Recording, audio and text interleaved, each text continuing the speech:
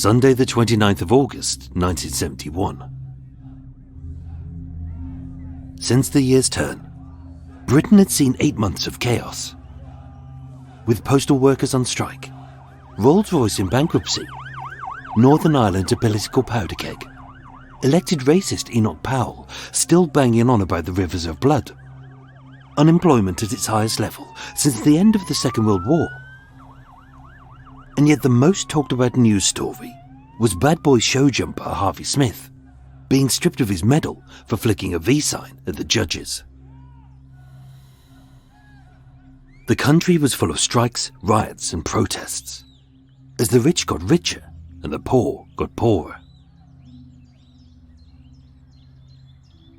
But in Leatherhead, 16 miles south of London, everything was tranquil, as 47-year-old groundskeeper Norman Stones kept the greens and fairways of Leatherhead Golf Club pristine and immaculate.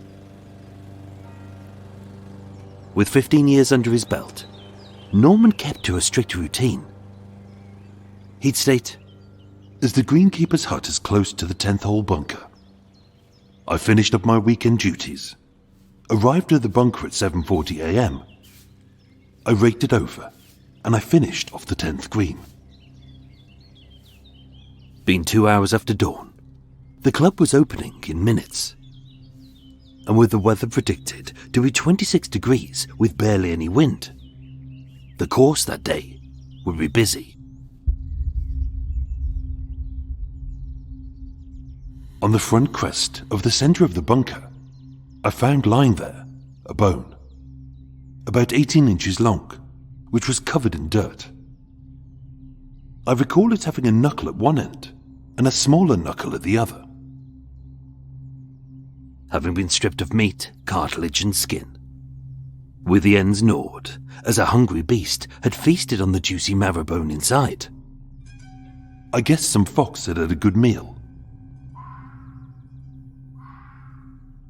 And with August being the month where the Todds and Vixens leave their litter of cubs to fend for themselves, it was just another bone.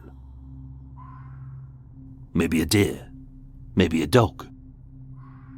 And with the shift ending, a brew on, and hearing the slow roar of Bentleys, Mercs and Beamers pulling up outside of the clubhouse, I threw it away into the rough to the right of the bunker. And thinking no more of it, Norman Stones went home.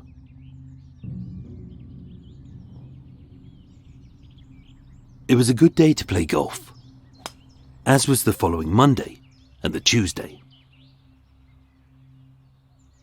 But nearby, a fox was still famished.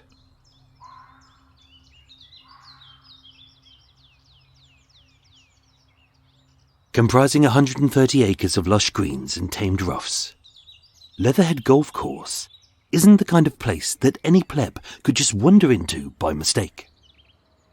As with the nearest train station being 1.5 miles south, the only road being the A243 Chessington to Leatherhead Road, and outside an infrequent bus stop serving the golf course's workers and any walkers on Ashton Common.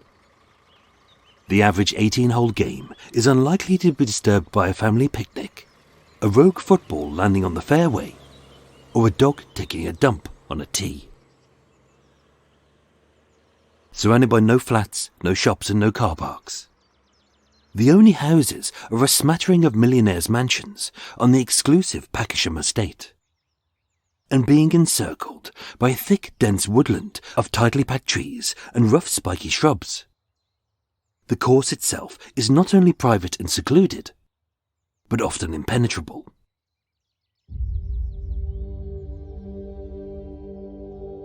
On Wednesday the 1st of September 1971, at 3:40 p.m, Dennis Harold O'Flynn, a dentist from nearby Fetcham, was on the fairway of the 9th hole. With a good clean stroke, his ball landed about 100 yards, roughly 300 feet from the 10th fairway. Only his eyes weren't focused on the little white orb he had whacked a good distance, but the obstacle beside it. Stopping dead, Dennis stated, "At first, I thought it was the limb of an animal. not being a gnawed clean bone like Norman had found barely 200 feet away, but a limb with skin, sinew and meat. I turned it over with my foot to see what it was. Only this wasn't a piece of a slaughtered beast, but a human's. At 40 centimeters long, although this left forearm and fist once weighed about 2.5 kilos, it now weighed a kilo less. As with strips of soiled flesh having been ripped away, what remained was a rotten length of partially decomposing meat and bone, which reeked of the rancid smell of fetid cabbage. It had once belonged to a woman who had a life and loved ones who were very possibly grieving over her disappearance. At least that was the initial suspicion, as although each decaying digit was caked in dirt, the nails were neatly manicured, brightly coloured, and on her fourth finger were 2 silver rings. Alerting the police, Dorking CID sealed off the golf course. And with Inspector Brian Richardson and Scenes of Crime Officer PC Raymond Woodman arriving at 7:35 p.m, as the slowly dimming sun made it too dark to do anything useful, the fist and the forearm were removed for preservation.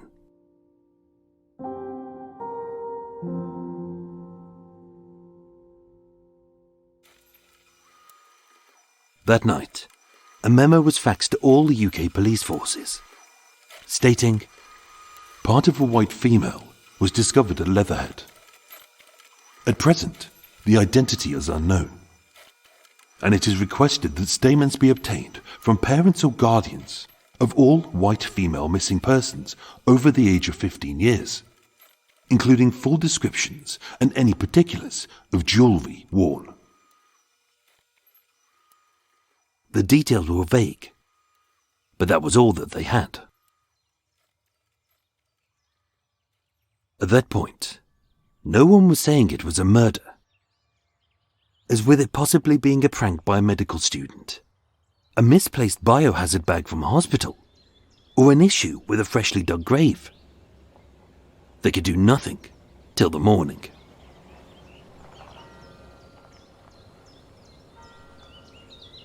Thursday the 2nd of September 1971. Dawn.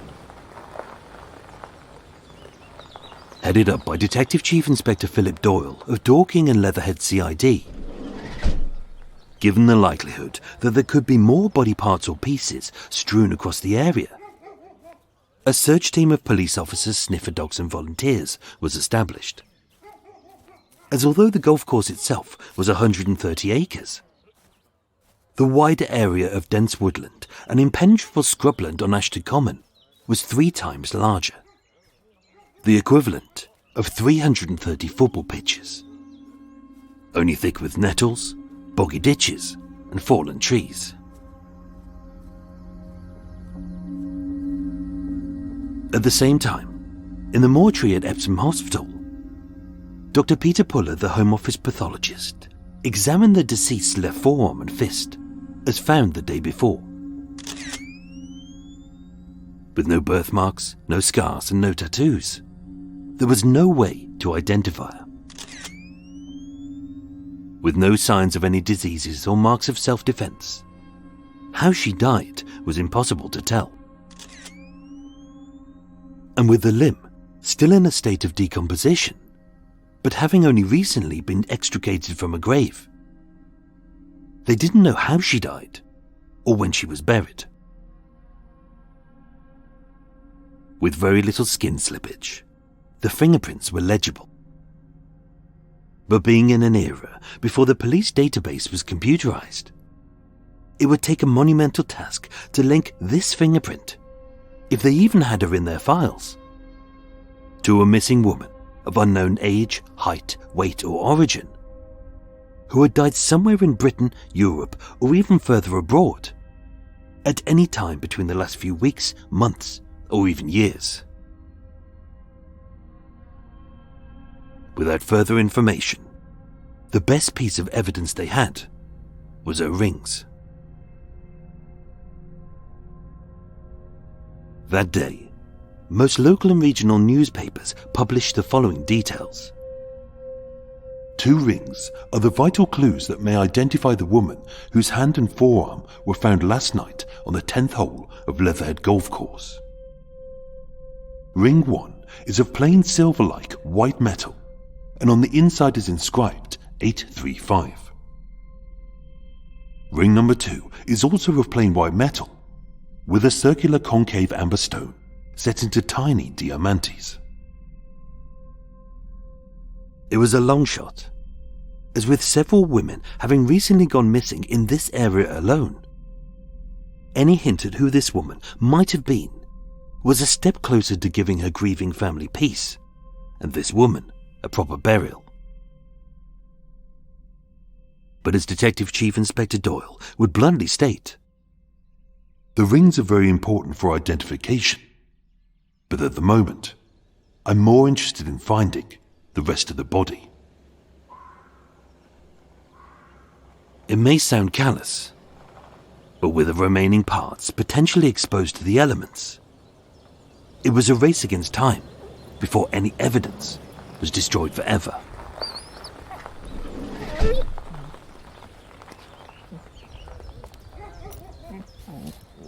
That day, as 38 police tracker dogs combed a square mile of young forest and rough shrubland surrounding the 10th hole, just 150 yards from the spot where the fist and forearm were found, the dogs sniffed out a partially chewed 7-inch fragment of a female human tibia, stripped clean by wild animals.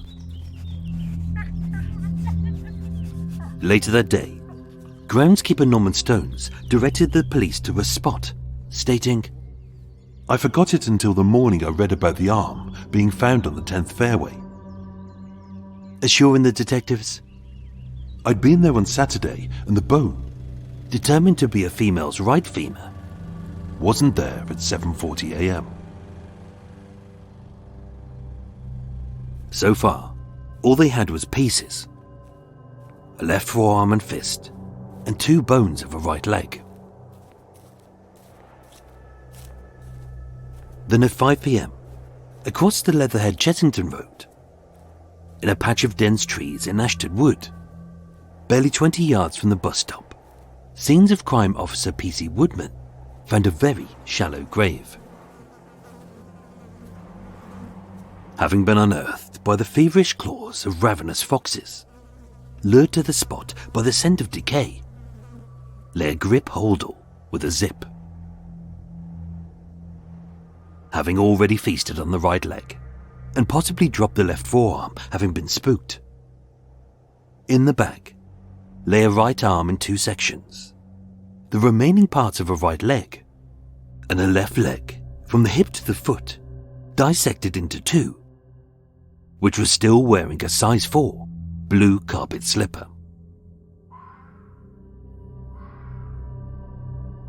Examined on site by Dr. Puller, he confirmed that each limb had been dissected using a hacksaw at an angle of roughly 45 degrees. But rather than cutting through hard bone and rubbery sinew, they'd been severed at the weakest point, the joints, which were only held together by muscles and ligaments. So did the person who dismembered her have a knowledge of biology or butchery? Each limb found in the holdall was meticulously wrapped in a generic plastic sheeting and secured by a white, commonly available string, bound several times and tied in a very simple granny knot. This wrapping had delayed the decomposition of the limbs, which thus posed the question: was this to ensure that the rotting body would never be found, or to make it more difficult to work out when she had died?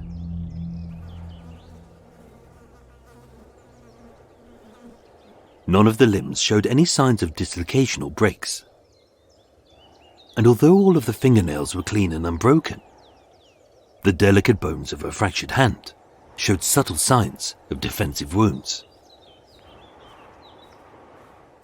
Somehow, somewhere, this unidentified woman had suffered a violent death. But who was she? How had she died? And why had someone gone to great lengths to dismember and disguise her corpse?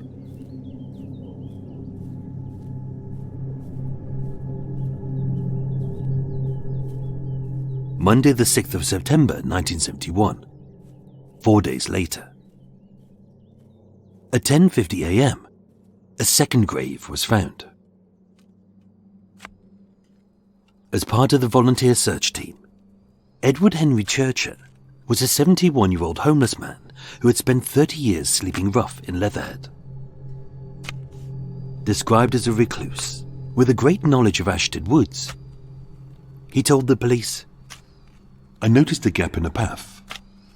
I spotted a depression in the soil, started prodding, and when I moved away the top earth, a few inches of leafy mold, I saw a woman's torso."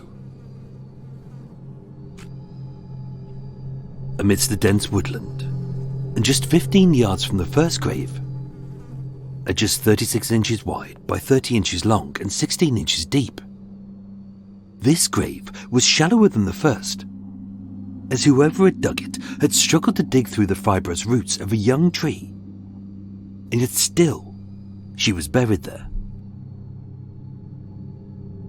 But if her killer had been so careful to dismember the body parts into individual chunks, why had they buried the limbs and the torso in two separate graves, but situated them both so close together? As with the limbs, she'd been wrapped in a polythene sheet and tied with string. Only instead of being found in a grip hold or with a zip, the torso was hidden inside of a dark Hessian sack, now badly degraded. Again, severed at the shoulder joints, and the neck at the 6th and 7th cervical vertebrae at a 45-degree angle using either an 18 or 22-bladed hacksaw, a tool commonly found in most hardware shops. Scars made it clear that she'd once had an appendectomy, and at some point, a full hysterectomy. Based on the weight and size, the pathologist determined this was the torso of a large-breasted woman of medium build. Having recently shaved her armpits, that maybe she was in a relationship, and that along with the slipper, with her still wearing a bra, a navy blue slip, and a pink woolen housecoat, it was likely that she died in a place she was comfortable in, maybe her own bed. Once again, there was nothing in the grave to identify her. No purse, no papers, and no personal items. And yet at chest height, on the tree, using a penknife, the letter N had been carved. But was it a clue? Or was her killer deliberately taunting the police?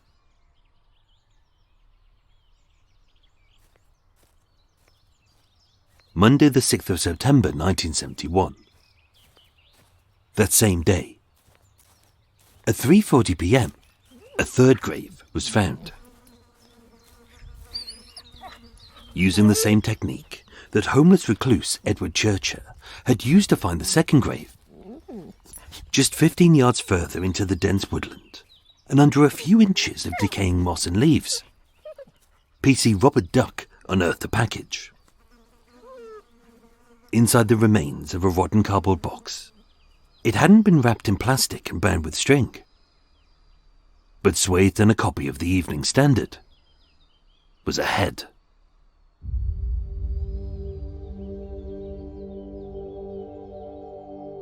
So serious had the investigation become that Detective Chief Superintendent Peter Shemming of Scotland Yard's Murder Squad was called in to impart his expertise, as Dorking wasn't a murder hotspot.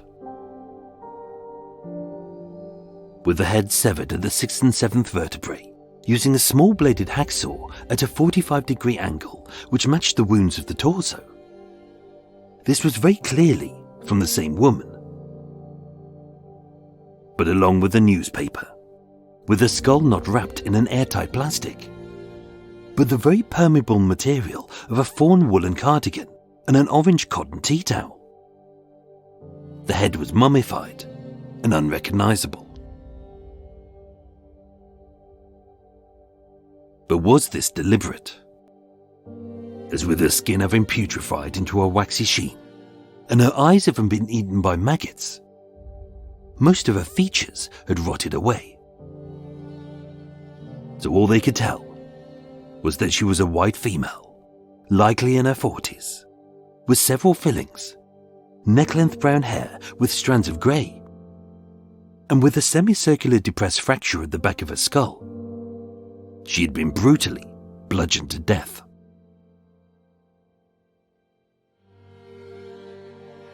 Someone had hated her, as in a fit of rage and anger, they had repeatedly smashed in her skull until a massive brain hemorrhage had left her paralysed. And at her killer's sadistic whim, they had sliced her up. Her death was slow, painful, and terrifying, as she would have been unable to shout or even scream.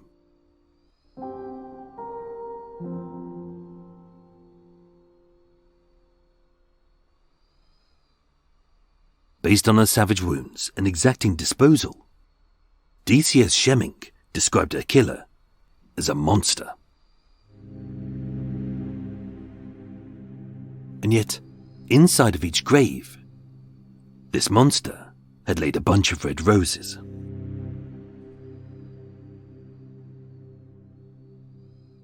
On Tuesday the 7th of September 1971, even though her right leg, part of her left arm, and her little finger was still missing, an autopsy of what remained of this unknown woman was conducted at Epsom Mortuary. These pieces were a patchwork of body parts in various states of decay, with the pathologist stating of the skull, when the polythene sheeting was removed, as well as the wrapping of a shirt, a cardigan and a tea towel, the presence of adipocere, an anaerobic bacteria which putrefied the fatty tissues of her face. The skin was completely deteriorated, with its consequent loss of any facial features. The details they had were vague at best. A white, possibly European middle-aged female, of average height, 5'4", average weight, 8 stone, and a common blood group, O negative, who'd had several operations in the last 2 decades, which, based on the scars, occurred in a hospital. Of the clothes she was found wearing or wrapped in, even if the labels hadn't degraded beyond the point of which they were legible, her clothing was so commonplace, it was impossible to identify her by those.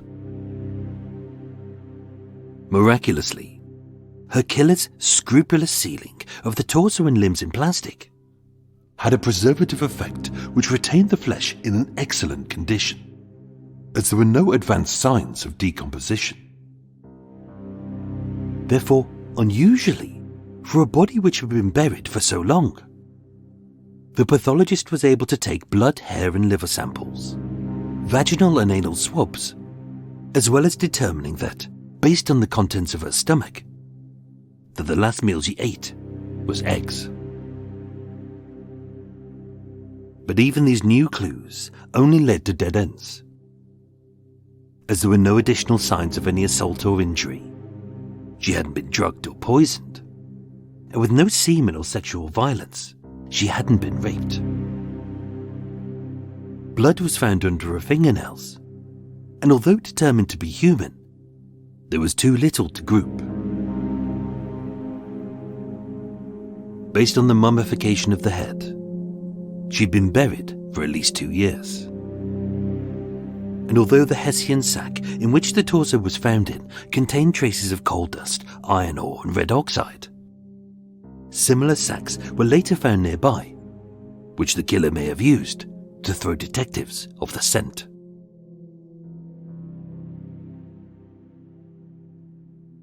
An identification, at that point, was impossible. Closer examination determined that death occurred owing to a 3-inch depressed fracture at the back of the skull, with extensive fragmentation of the bones extending towards the face.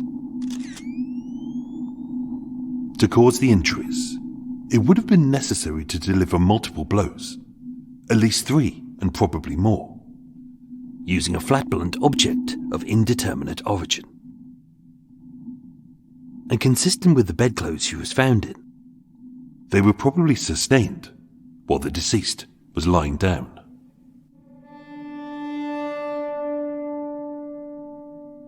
But what kind of a monster would attack a woman in her own bed?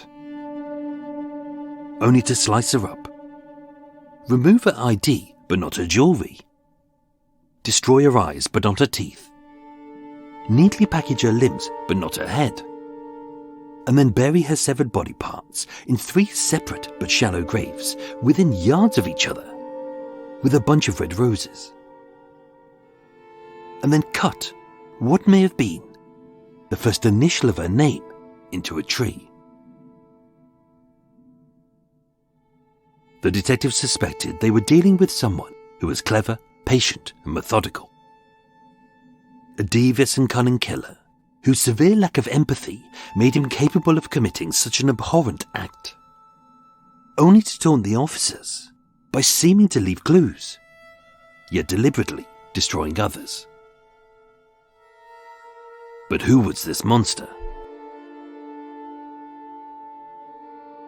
What about the greenskeeper, Norman Stones? A criminal who'd spent 36 months in prison, with his last conviction being just 10 months prior. A solitary man who spent many hours alone, knew every ditch on the golf course, had a tool shed by the 10th hole bunker which was full of spades, pickaxes and hacksaws, and was the first person to claim he found a bone 4 days before the fist and the forearm, only to toss it into the rough and only come forward when it became national news and the first grave was discovered. What about Edward Churcher?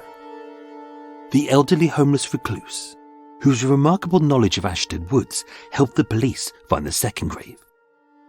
Under inches of leafy moss, across an impenetrable 438-acre site, and all within a few days. A lonely man with a need for acceptance and recognition, having spent a total of 14 years in prison for burglary, theft, possession of an offensive weapon, and 11 convictions for the indecent sexual assault of both boys and girls, with some of them as young as 8. Or what about the undiscovered murderer of Roy Tuttle? A 14-year-old boy whose body was found 3.5 years earlier, 2 miles south, and on the same stretch of road which passes the Leatherhead golf course.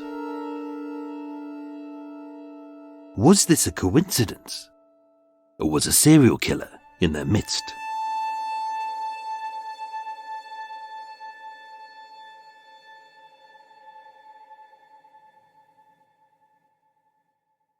Every suspect was considered, but after thorough questioning and providing a traceable alibi, all of them were ruled out.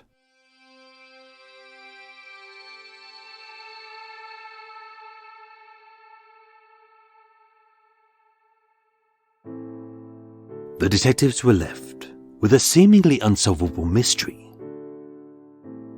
An unidentifiable body buried in a series of undatable shallow graves, having been murdered swiftly, but dismembered slowly. The site itself was so impenetrable, even though a busy road was just 15 yards away, there were no witnesses to the crime. And after several years of being foraged by foxes, feasted by insects, and battered by wind and rain, although it retained no fingerprints or footprints, it was unlikely she was dismembered there. Like a needle in a haystack, The police were seeking a woman, maybe a local or a foreigner, who was possibly in an abusive relationship with, most likely, a violent man who had no regard for human life. A depraved killer with no care for the loved ones who grieved her loss and prayed for her safe return. And an immoral brute with a bloodlust for cruelty, a skill at butchery, and a thirst to taunt the police. With no idea who she was, the police had no idea who he was, if indeed he was a he.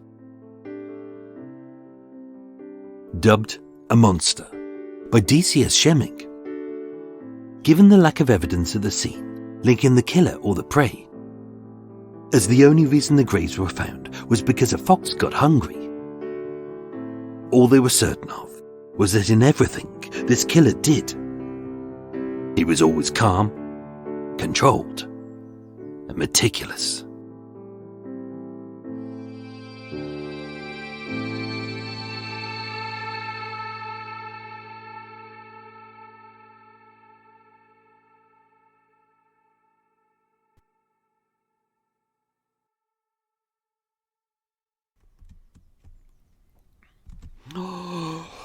Oh, I think I did all right on that one. Oh, Christ. Oh, I did wonder, this first one back. I haven't recorded an episode in 2 months. Month off recording. I was ahead of the game, so I did an extra month research.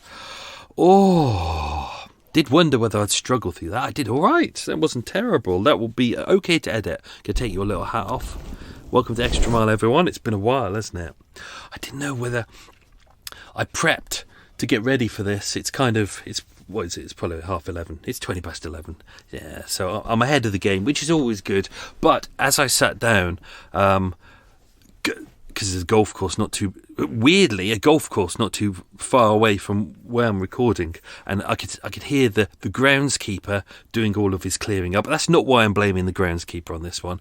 And then the coots are out, and then the distance down there, I can hear some geese some Canadian geese going having a right old Dewey. And then just as I'm about to sit down and get started, right in front of me is a house, and someone's got a fence, and they were drilling into their fence. I was like, no, you bastards. But yeah, it turned out all right. So hopefully I haven't messed up the recording. Slurp time. You can just hear him in the background. He seems to be drilling into his fence. I don't know what he's doing. I'm not going to go and make a cup of tea, only because I'm using... I thought instead of using a ceramic cup, I thought I'd use... Because I have one of those recyclable plastic cups that I use. When you go into a coffee shop, I always make sure I bring one of two recyclable cups. And even if it's not their one, I always say, are you okay using this one? Because I hate all the waste of a plastic cup. And this one seems to... I've got a coffee in it, a cup of coffee, and it really seems to hold the heat. So I still got my cup. And I can't go and have a cake because I'm back on my diet. Unfortunately, I did really well up until Christmas. I got rid of loads of weight, and I was having to make an extra notch on my belt, the smaller one, which was great because I'd lost a lot of weight, and then I pigged out over Christmas like a massive piggy. Like I really, really, really did pig out, and I've added on 2 more notches. So there we go. So I'm back on the diet now. I'm back on the secret treats of carrots and sometimes falafel. There we go. And I got loads of fruit and stuff. Trying to be a good boy. So what else have we done? I've just been doing lots of research. Lots and lots of research. Lots of new cases. This was one that I knew about ages ago, and I'd stumbled into it in the archives ages ago, and I don't know why. For some reason, I kept putting it off. I don't know why. I really didn't. And then when I had time to go back into the archives, I pulled it out, and I started going back through it, going through all the details, and I was like, this is a nice juicy case. There's something really exciting about it. So I'm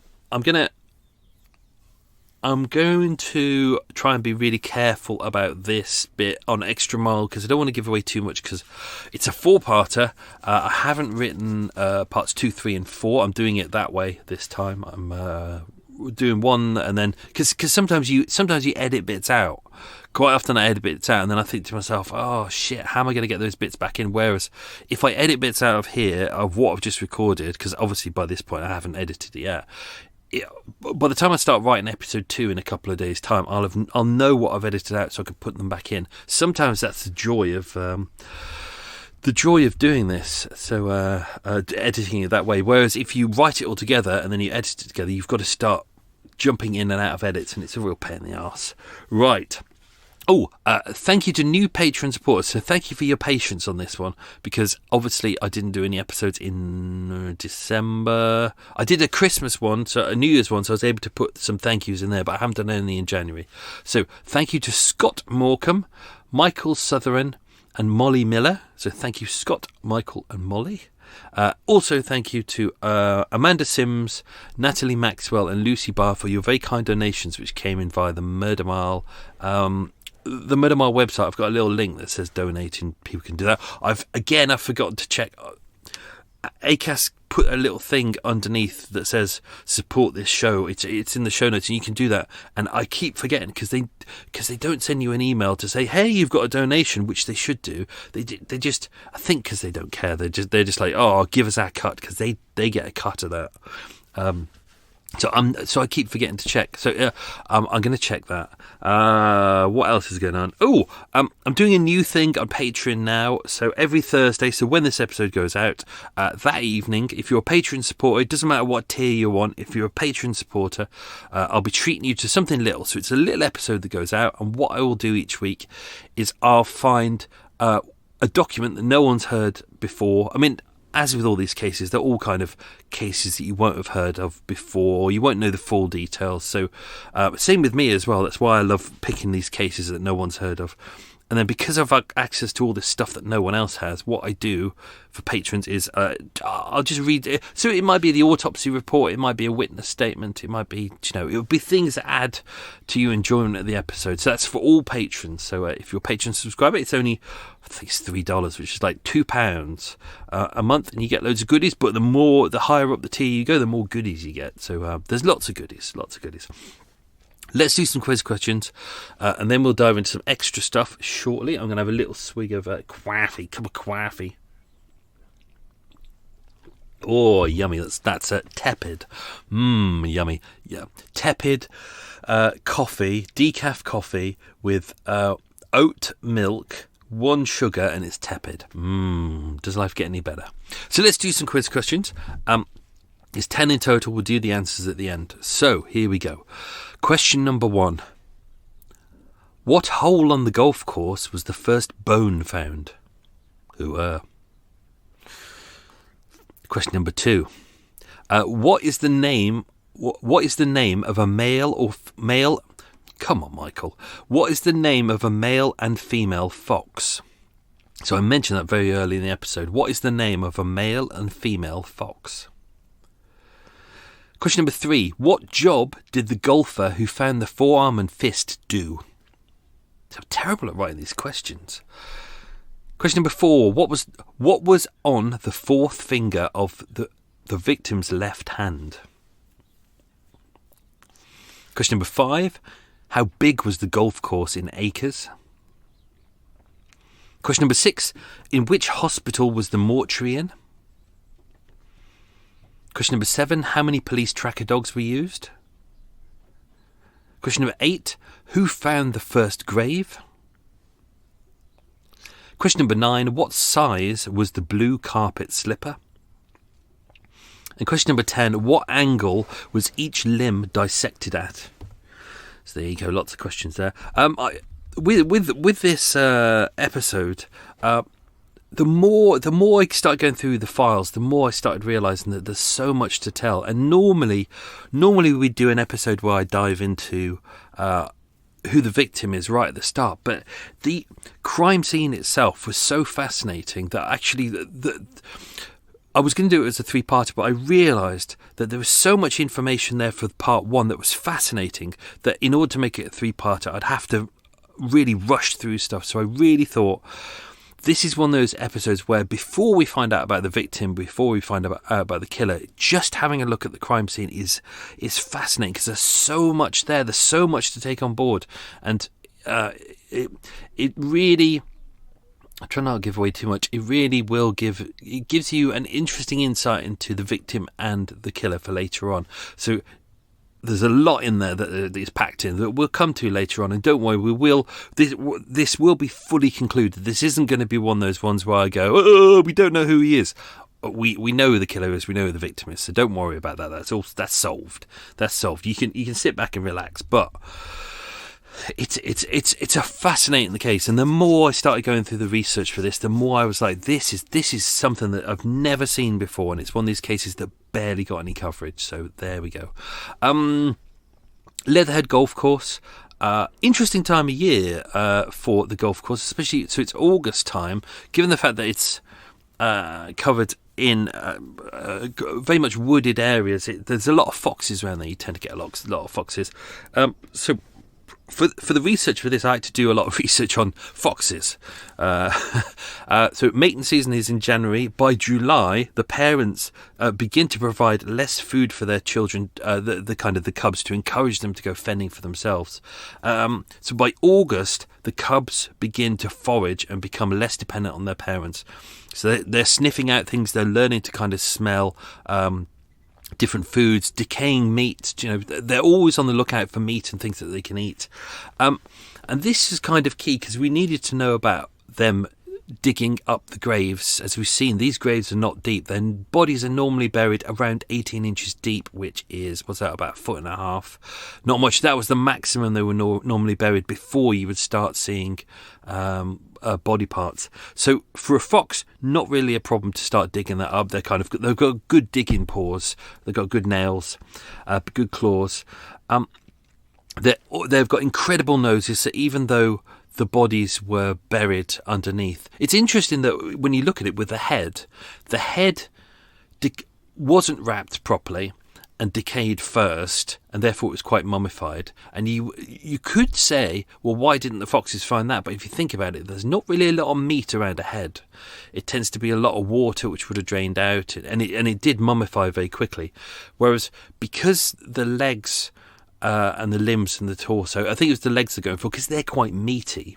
And maybe, I don't know, we don't quite know how they came to be able to smell it. Maybe they've got amazing noses, or maybe there was a tear in the plastic wrapping, or maybe, insects managed to get into it and burrow through the plastic wrapping, and that's how they were able to smell it. So for that reason, they went for the legs and arms first. Therefore, this is why we focus on the dates of the decomposition of the limbs, because you've got the limbs which look almost fresh. So that means that it's likely that the foxes would have got to the limbs probably at the start of August, maybe a week before. Maybe they'd just got it. Maybe the heat had kind of made them decay a little bit faster. There wasn't a lot of decomposition, but they've got great noses and they can dig in and start foraging for food. Also, why I put in kind of the sizes of the limbs and their kind of weights and things like that is because when you look at the one piece of I think it was a femur that Norman Stones, the greenkeeper, found. When you look at that, it's kind of light. I think they said it was about what was it? It was 18 inches, and it had been stripped clean, so it was quite light by that point. But with the fist and forearm, that was 2.5 kilos. I spent a long time working out her weight and then working out the weight of each individual body part. Don't worry, it all comes into play later on in the episode. It really does. This is required a lot of individual research to find all the little details that weren't fully in the police file. They didn't do a terrible job. They did a great job, but they're just details that didn't need to go into the police file. So I had to find them myself. But when you're thinking about it, if you've got the fox cubs out looking for food, and they've dug up an arm and a fist, my belief is why it was left on the middle of the golf course could be it was too heavy for a young cub to be able to carry it, or maybe they were spooked, so we don't know. I was going to do a whole thing about what had happened in the world at that time. It's interesting time. Big earthquake in China, 10,000 people dead. The Apollo 13 mission had been aborted. Disbandment of the Beatles. Ted Heath had become Prime Minister. Idi Amin had led a coup. What else was going on? There was Vietnam War was still raging on. But instead I focused on Britain. So the initial find, this was Norman Stone. So 47-year-old Norman Stone, a greenskeeper, been on the job for 15 years. He said, as the greenskeeper's hut is close to the bunker, because that's the quiz question, I finished up my weekend duties here. On Sunday the 29th of August 1971, I arrived at the bunker at 7:40 a.m. So because the weekends are really busy, he has to work like early in the morning, and he finishes just before it opens. He raked over the bunker and he was just finishing on the green. On the crest of the centre of the bunker, I found there lying a bone which was covered in dirt. It was roughly around 18 inches long. I recall it having a knuckle at one end and a smaller knuckle at the other, so that matches a femur perfectly. I picked it up with my left hand and threw it into the rough on the right of the bunker and fairway. I thought it was rather large and remarked to some colleague some 5 minutes later and said probably some fox had had a good meal. Don't forget, this is kind of a golf course, so he's used to seeing things like that. He's used to seeing like animal carcasses and bones, and could have been a large fox, it could have been a dog, it could have been a deer. You just don't know. And if you think about it, you don't really think to yourself, oh, today I'm going to go and find part of a dead body. It's just not something you really think of. So what else was there? Done that. I'm not going to say too much about that because that also gives away a quiz question. The discovery of the arm and the hand. So that was 4 days later. So by this point, given the fact that I think that was grave one was the initial grave, that the first grave that they found, which had an arm and a leg. So the arm was out on the golf course. One of the legs had been devoured, so that was what they couldn't find. I think there was a piece of an arm that they couldn't find, and then one leg. I can't remember which it was at the moment. So in there was the holdall. So the foxes had clearly got into that one grave and had taken an arm and a leg, but there were two left in there. So it shows that it was relatively recent. Probably, week, maybe 2 weeks. We don't know. The area around it is quite quash. That's not even a word. Well, it is. It's quite posh and private. It's the Packsham estate. One of the people who lived there around the time was Max Bygraves, the comedian. He was a 1970s, quite a big TV comedian. Lots of wealthy people live there, big houses, swimming pools, lots of executives, film stars, mostly golf twats. And they all live there because they all want to be near the golf course. Oh, brilliant. Let's go and hit a small ball. Fantastic. The guy who found the arm, it's interesting with this that he found it at 3:40 p.m. So either the golf course was dead that day, either he was the only person who'd made it to the 10th fairway, which is weird. It is midweek, so this is the time when people really should be at work rather than pissing around on a golf course. But he was there. He didn't say in any of his statements whether he was with anyone else. We don't have another witness statement to corroborate this. But he just whacked his ball. It went down the fairway, and then he noticed what he thought. I think he said he thought it was a part of an animal, which you probably find on the golf course at any point, except it had fingers and it had two rings. So as mentioned in the two rings were found on the forearm. One was plain silver, white metal, a continental style ring. We go into this more next week, and it was inscribed inside with 835. So that will be the hallmark. Ring 2 is a plain white metal and circular concave amber stone set in tiny diamantes. And this was placed on the wedding finger on the woman's left hand. Both rings were heavily tarnished and inexpensive.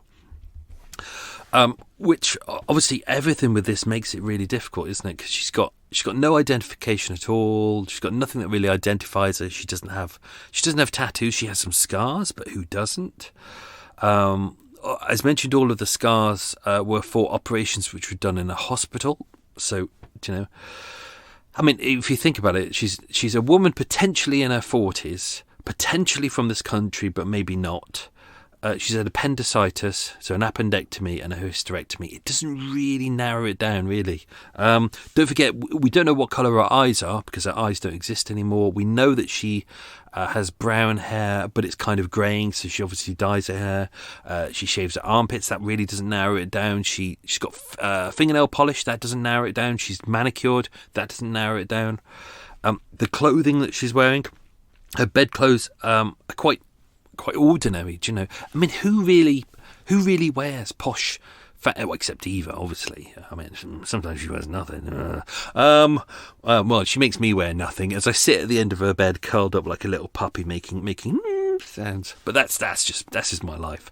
Yeah, but no one. If you think about it, it's like, even if you're a posh person, like, oh, look at me, look at my, twats who love to go around and go, oh, look at me, look how great I am, look at my posh clothes, this isn't who I really am, but this is who I want to pretend that I am. But when you go to bed, who really gives a fuck? Like, you just wear the cheapest shit as long as it's comfortable. I personally do. So, a pair of pants, pop on a pair of pants, that'll do it. So, it doesn't really tell us a lot. It tells us that she was most certainly probably killed in the evening, maybe, or the morning. Maybe that she was in bed. She could have been up. She was wearing a slipper. So I would suggest that she probably wasn't asleep. I know that the pathologist said it is likely that she was killed lying down or asleep, but she could have been lying down on bed wearing her slippers. Some people do that. I personally wouldn't. I would always take off my slippers. But there we go. So it still doesn't narrow it down. It still doesn't narrow down who she is and where she could have been.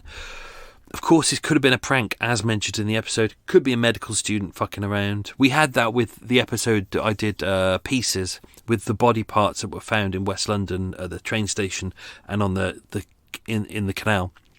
And even at that point, they kept thinking this could be a medical student. If you think about it, they have access. When you're a medical student, you use dead bodies in order to work on chopping off limbs or doing repairs. I think it's that thing you used to be able to earn money for years ago, where you could, while you're still alive, you could have a medical student remove your little toe and then sew it back on, because apparently you don't need it that much. And I think you could earn, what I was told was you could earn like 500 quid, which back then was a decent patch of money, and I did consider it once, but we've all been there. Police on the scene. They arrived. By the time they got there, it was 7:35 p.m. So we are at that point about an hour and 20 before dusk. So police arrived. They made their way over to the hole. I'm not going to say which one. They saw the arm and the hand, and because it was outside in the elements, obviously they photographed it.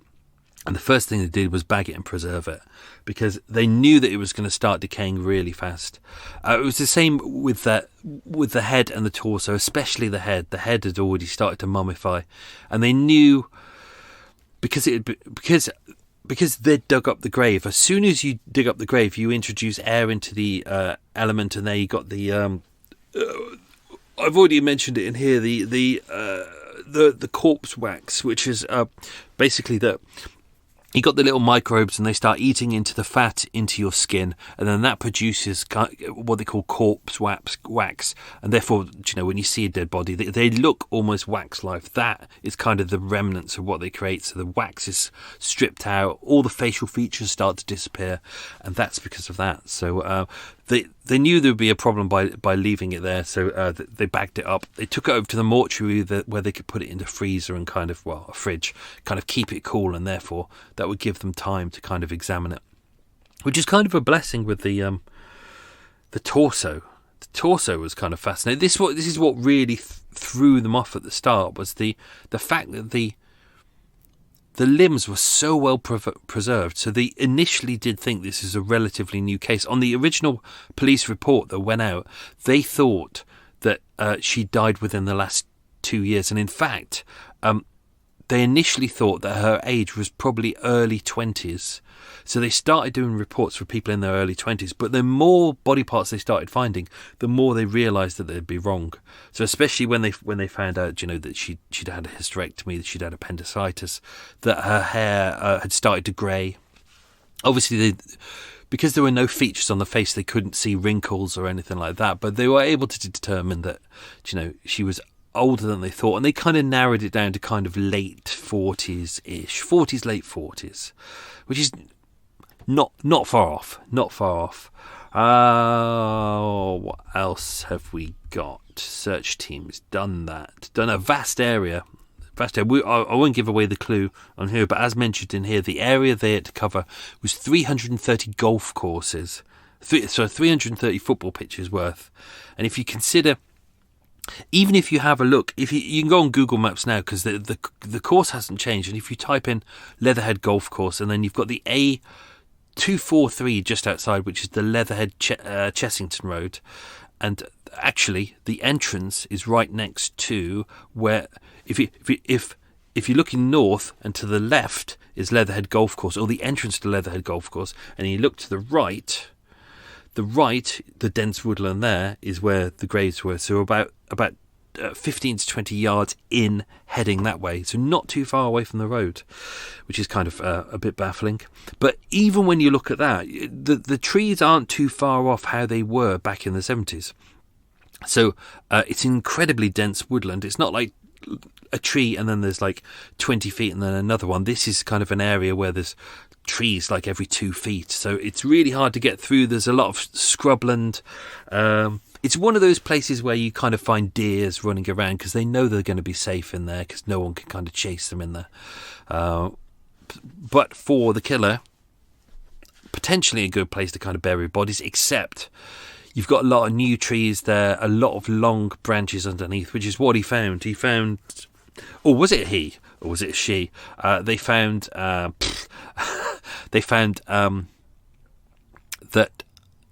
some places were easy to dig, but others weren't. But obviously, you know, it's a really difficult place to bury a body. What else was there? I think that's it. I don't want to. Yeah, I'm not going to do too much because I've still got to do 4 episodes, and I don't want to give away stuff that's coming ahead. I've probably already given away too much already. So let's do this. I'm going to do this. So I'm going to go into town. I'm going to meet. Going to go out for a couple of beers with. Oh, my brain is gone. Why has my brain died today? Bob from what's Bob's podcast? I can't remember. I in my head I've got True Crime Fix. It's not True Crime Fix. It'll come back to me in a second. Oh, my brain's just not working today. I'm just knackered. There we go. Let's do the quiz questions. So there we go. Right, quiz. Question number 1. What hole on the golf course was the first bone found on? It was the 10th hole. I was going to make a crude joke there, but I won't. Question number 2. What is the name of a male and female fox? So obviously females are called vixens, and males are either called tods or dog fox. Question number 3. What job did the golfer who found the forearm and fist do? He was a dentist. Of course he was. He's playing golf. Question number 4. What was on the fourth finger of the victim's left hand? Well, that's easy. I kind of gave that away in there anyway. It was 2 rings. Of course it was. Question number 5. How big was the golf course in acres? That's 130 acres. Question number 6. In which hospital was the mortuary? That's at Epsom Hospital. Question number 4. What? Question number 7. How many police tracker dogs were used? There were 38. Question number 8. Who found the first grave? It was Scenes of Crime officer P.C. Woodman. If you were hoping it was going to be P.C. Robert Duck, he did the third grave. Question number 9. What size was the blue carpet slipper? It was size 4. And question number 10, at what angle was each limb dissected? It was at roughly 45 degrees.